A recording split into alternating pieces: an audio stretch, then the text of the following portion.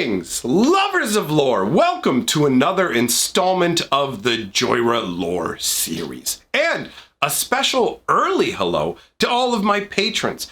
Thanks for being the ones that make this all work. The channel's not monetized, so Patreon's literally the only way to support it currently, and that's what helps justify this channel's existence. So if you love what I'm doing here, jump on the Patreon. It's the most concrete way to ensure that I keep making delicious, tasty lore for you over here. And who knows, if things go well, this could become the big permanent project. So, in the last installment of the Jhoira lore, we had a situation where Karn had found Jhoira's secret hideaway, and more importantly, the person she was hiding there. You're not allowed to have outsiders hidden away on Tolaria. You have to report them immediately.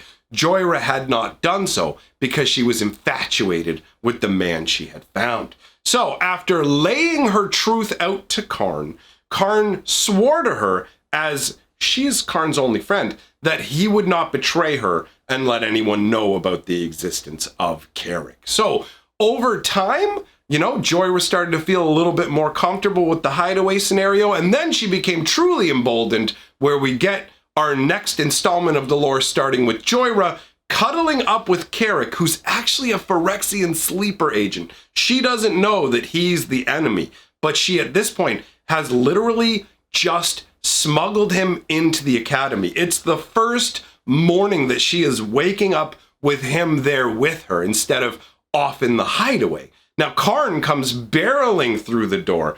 Jhoira sits up in alarm. What's going on? Karn says Teferi knows, and it takes a moment for Jhoira to kind of orient herself. She says, wait, Teferi knows about what? It's like, he knows about your hideaway. He knows about Carrick. And at this point, Jhoira is like, oh no. Okay, basically, knowing Teferi, he's going to twist this to his advantage. And Karn explains that Teferi was originally given over to the guards, but after the guards were unsuccessful in extracting information from Teferi, Teferi has now been handed over to Master Malzra, who is the head of the entire school and the one that made the rule about no outsiders, right? So Teferi is now in the hands of the very capable Master Malzra, and it's only a matter of moments, really, before he's going to just tell Malzra everything. That's what Jhoira is thinking. So she is quickly moving around her room, dressing in the finest clothing she knows, because appearances matter, and she has decided she's actually going to go specifically to Malzra herself, and she is going to confess everything. So she quickly dresses, heads out the door towards Malzra's chambers. She gets there and knocks on the door, a little puzzled because it sounds like there's a bunch of yelling going on in the room, but it's not just Malzra yelling. She can actually hear Teferi yelling back at him, but she can't make out what's being said. Now the door to the chamber cracks open a little, and she can see Baron looking out, and so he asks essentially, Jhoira, what are you doing here? Jhoira says, I'm here to confess. Baron says, confess? What are you talking about? It's like, I'm here to confess about what's going on with Teferi and everything that happened. So basically, Baron leads her into the chamber, at which point she sees essentially Teferi and Malzra having somewhat of a staring contest, right? They're just silent, angrily staring at each other until Baron clears his throat and says, hey, basically, Jhoira is here to confess. This gets Malzra's attention. He's like, confess for what? Like, confess to what? Now, before Jhoira can really say anything, to her surprise, Teferi actually leaps in to her defense and starts telling this absolutely harebrained lie that he expects them to believe. Now, we'll go into more depth about specifically what the lies were and how ridiculous they were in Teferi's storyline, because that's more of Teferi's story, but suffice it to say, Jhoira ends up impressed that Teferi, instead of trying to use this against her, is instead trying to protect her from getting in trouble. So at this point, she actually gets away scot-free. She gets to go back to living with Carrick in the actual dorm with her, which is her dream, right? This is the ideal life for her. Unfortunately, life in the Tolarian Academy is getting a little more crazy as these sort of time stutters are happening, where there'll be fast time moments and slow time moments that are causing just kind of minor instability, but it starts to ratchet up in intensity to the point where older members of the Tolarian Academy actually, when the time fluctuations hit high levels, they have to basically like huddle down on the ground and just kind of hold their chest trying to survive. So this sort of ramp up is occurring, but Jhoira only knows that there's some kind of time magic going on at this facility because Karn had explained that to her, but she doesn't understand underlying really what is the root cause of all this. But that becomes quickly irrelevant to her as one day she is traveling through the secret passage, right? And there are massive explosions that just start rocking the Tolarian Academy. And rubble, all kinds of rocks start slamming down. She is trapped inside the secret tunnel. It took her 3 full days to escape the inside, like that passage she was trapped in. And when she got out, what was waiting for her was pure horror. The entire academy, essentially, there are certain parts standing still, but the entire academy has been laid to waste. The buildings have been obliterated. There's kind of like hanging walls, some framework left over, but she can find nobody at first. She starts looking for survivors, and over the course of the next 3 days, she's able to find 8 more people. Now, these 8 people, they constitute the entirety of everybody who's left on the Isle of Tolaria after this disaster. That is all of the survivors. There's 8 of them, and they're all much younger than Jhoira. Some of them as young as the age range of like 8 to 10 years old. So Jhoira is instantly transformed into the oldest individual in the entire Isle of Tolaria with these 8 other students. Only the young and healthy survived this. Everybody else, hundreds and hundreds of people have been wiped out. Jhoira has no idea if anybody else managed to escape the island. They're like, it's literally just her and 8 others. So she takes them and she moves them to her hideaway, like the place that she used to hide away with Carrick, because it's like a little home that's set up. It's got some books left over from the Tolarian Academy. It's a safe little shelter, and that becomes their main base. From that, they kind of launch expeditions out to explore the island and also the ruins of the school to forage for food, medical supplies, and also to find the remains of people who didn't survive what happened to Tolaria and bury them in the ground, right? For a number of reasons. Obviously, respect and health concerns as well. You don't want the kind of rot that comes around from just leaving bodies laying around. You literally can't do that, right? Now, immediately on the first expedition back to the Tolarian Academy, remember, there are 8 kids under Jhoira's charge.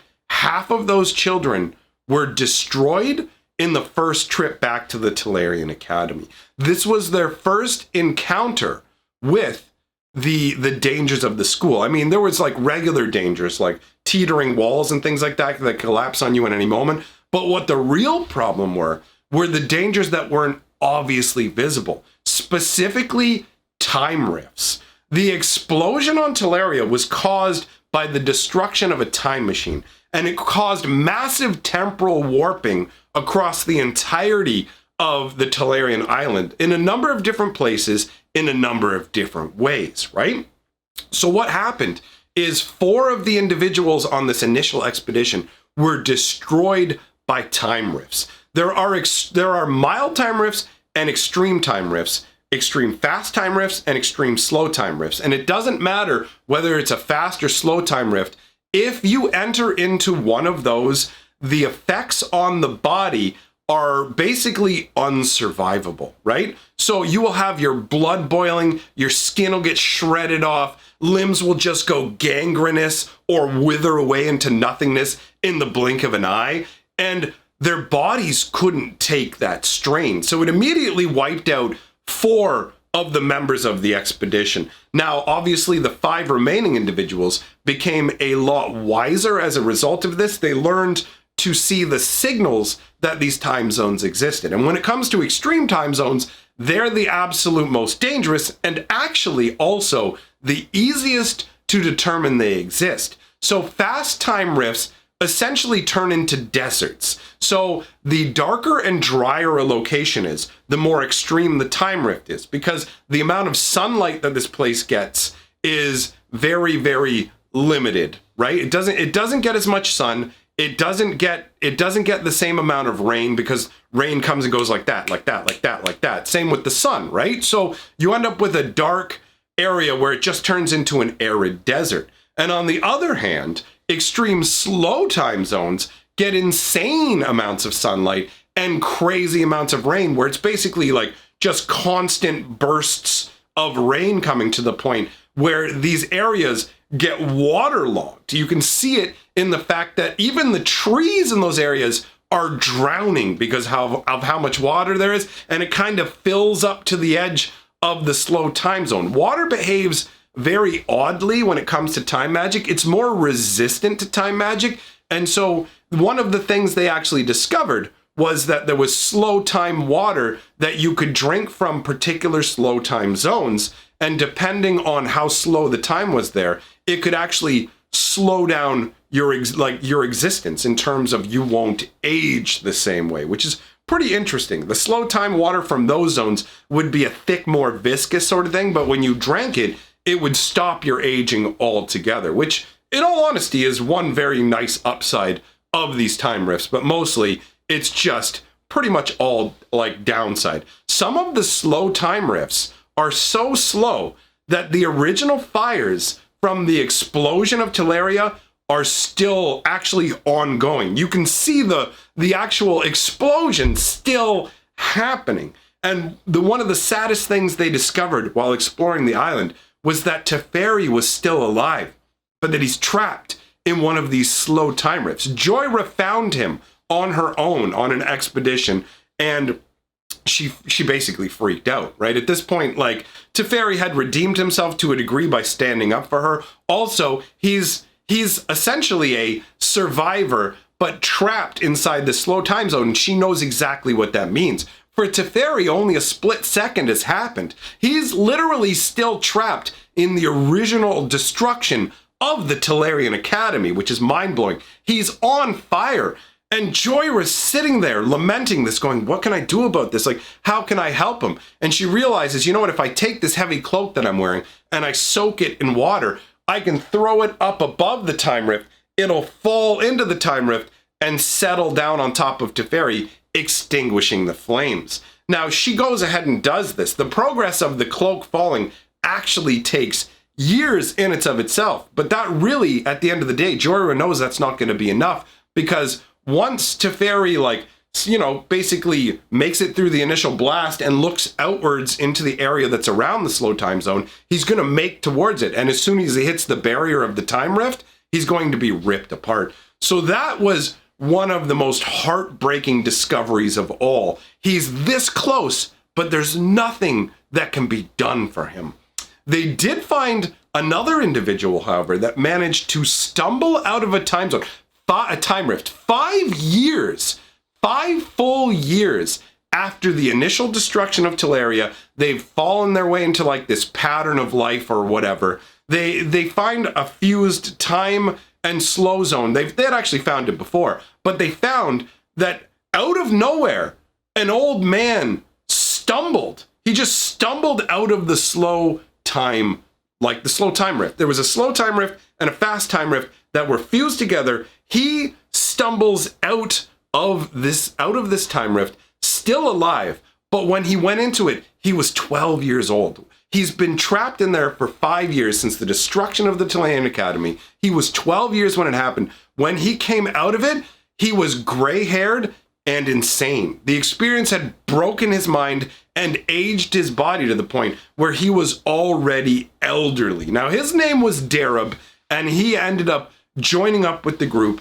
And as they went along, as time progressed, unfortunately, more and more members of this little group ended up being destroyed for different reasons. They lost their life in a number of ways. There was a 15-year-old boy who, when they were snake hunting, he fell down the side of a cliff, snapped his neck, and was carried out to sea, while some of the other members, some of the other students were running down, leaping in the water, trying to swim to him. They didn't even have a body to bury afterwards, just gone. Like, that was the last they ever saw him.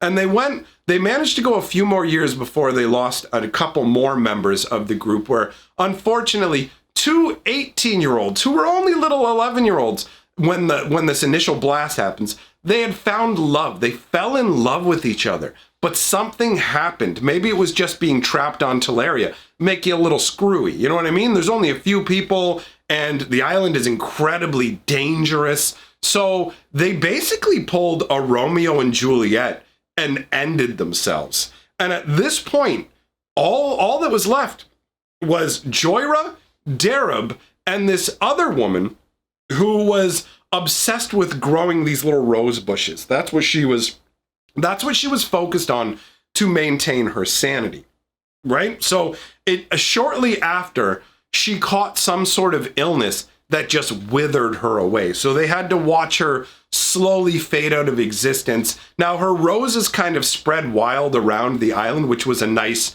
memento reminder of her, but also it's a reminder of what they lost.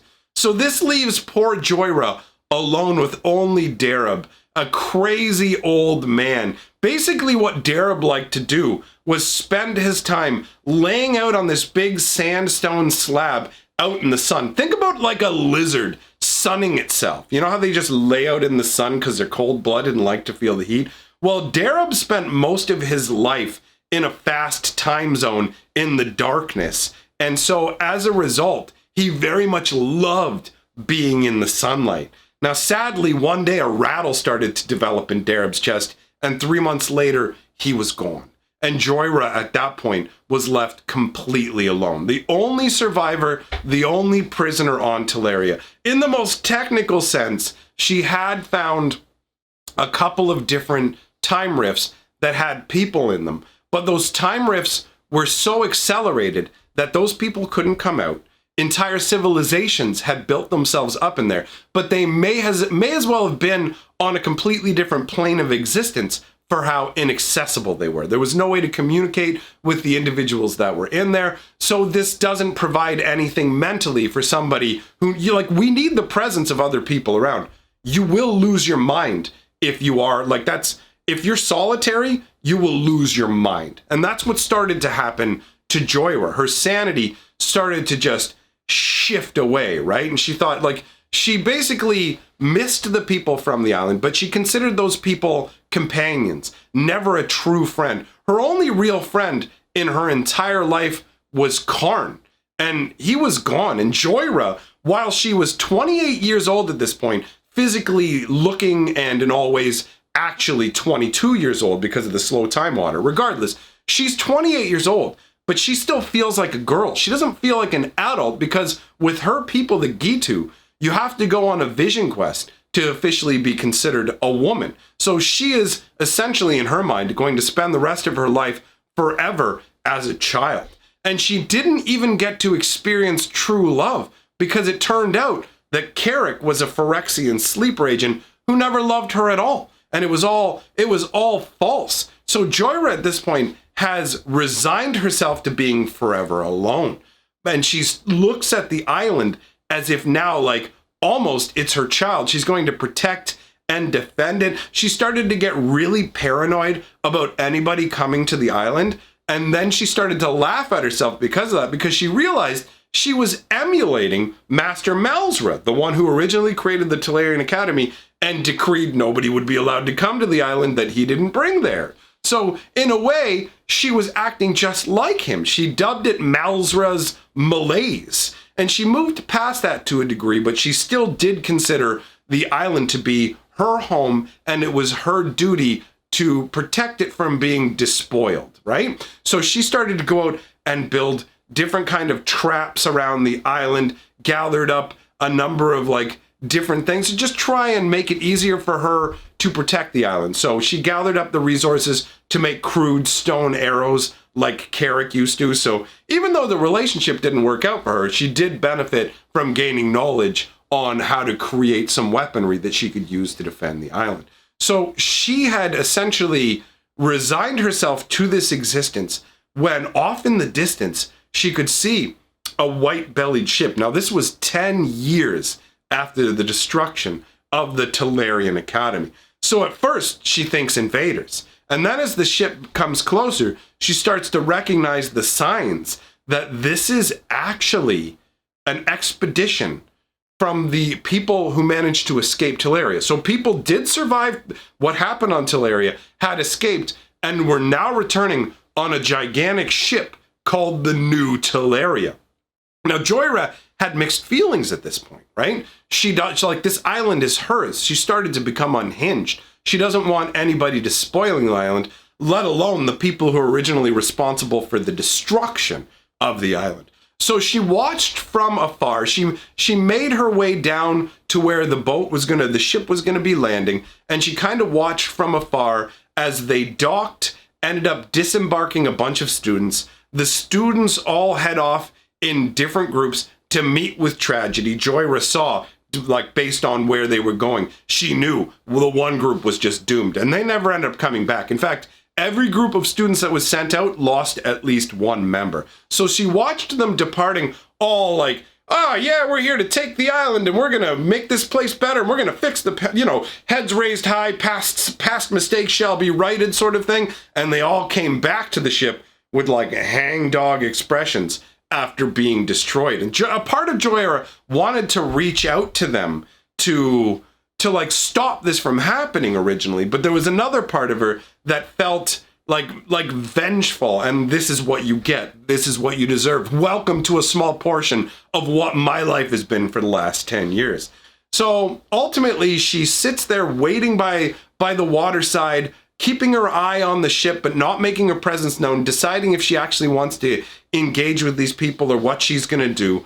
And it was late at night when they're engaged in what was supposed to be a revelry feast to celebrate coming back to the Isle of Tolaria, but really was an ashes in your mouth, we've lost our people style scenario instead. They're having this sort of meal. It's all quiet and morose because the reality of what they're up against has sunk in. And at that point, Jhoira made up her mind. She was going to go and let Malzra and Baron know exactly how badly they had messed up. So she crept her way up to the ship and then decided she was actually just going to stride proudly up. So she just strides straight up the gangplank. Now, students are kind of shrinking away from her because, I mean, first of all, where did she come from? There's supposed to be no inhabitants on this island. Second, she is a half-crazed, feral-looking, wiry, like she's survived on this island for 10 years. She looks incredibly fierce. So the students shy away from her. She walks up and just starts ripping in to Malzra. I was going to say Urza, but she knows him as Malzra. She starts ripping into Malzra and Baron, and Karn just stands up shocked like, Jhoira! But she has no time to talk to him at that point. She's too busy just ripping in to Malzra and Baron, saying, you have left us to this fate. We are your children of fury, and there are repercussions that you will have to pay for. She's just going off. And surprisingly, Malzra, who has a pretty big ego, he actually ends up not quite apologizing to her, but accepting responsibility for what's going on. And so after a while of going off like this, she's expended some of her rage. And at that point, Urza and Baron, especially Urza, is like, I want you to join us. Please join us. We need your knowledge of this island. We are in unfamiliar territory. Like, please join up with us. Now, Jhoira's torn at this point, right? She's sitting there going, okay, I don't want to be a part of what you're doing.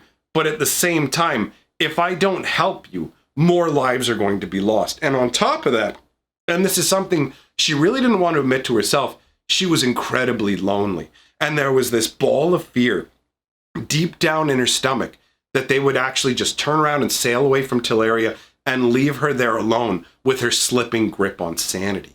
So she reluctantly agrees, knowing that there is a deeper, darker evil that needs to be addressed. There is a massive threat lurking in the heart of Tolaria that nobody else knows about, but they're all going to have to deal with.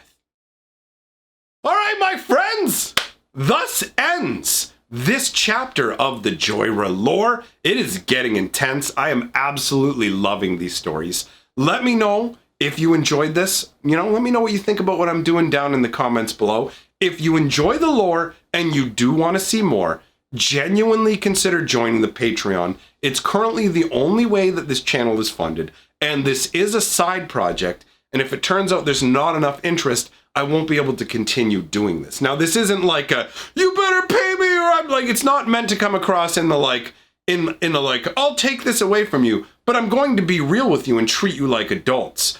I only have so much time in the day, and I want to spend them on projects that are successful. And that's what it takes for this project to be successful. So, again, let me know what you think. I'm having a lot of fun breaking down all this lore, but it is a lot of work and research. So, if you love it and you want to see more, jump on the Patreon. Thanks for coming by, my friends. Remember, lore is life, and I will see you next Sunday.